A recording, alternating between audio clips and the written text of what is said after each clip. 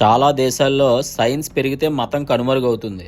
ఎందుకంటే అక్కడ మతం అనేది కేవలం నమ్మకం మీద, సైన్స్ అనేది ప్రయోగం మీద ఆధారపడి ఉంటుంది.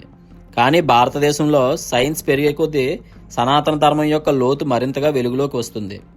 ప్రపంచానికి సైన్స్ ఒక సబ్జెక్టు, మనకు సైన్స్ ఒక సంప్రదాయం. ఇక్కడ ప్రయోగం, ధ్యానం రెండూ సత్యాన్వేషణ కోసమే. చారిత్రక కాలంలో కొన్ని మత గ్రంథాలు సైన్స్తో తీవ్రంగా విభేదించాయి.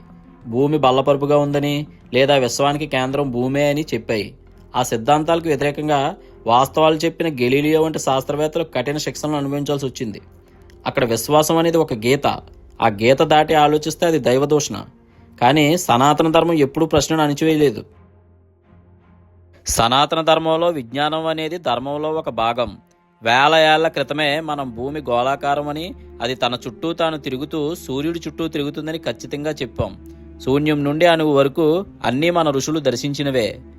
ఆధునిక శాస్త్రవేత్తలైన Robert Oppenheimer, Erwin Schrodinger, Nikola Tesla వంటి వారు క్వాంటం ఫిజిక్స్ రహస్యాలను అర్థం చేసుకోవడానికి ఉపనిషత్తులనే ఆశ్రయించారు.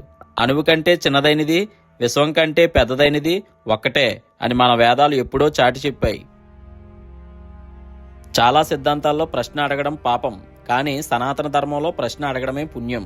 భగవద్గీత అంటేనే ఒక శిష్యుడు అడిగిన ప్రశ్నలకు గురువు ఇచ్చిన శాస్త్రీయ సమాధానాల సారాంశం.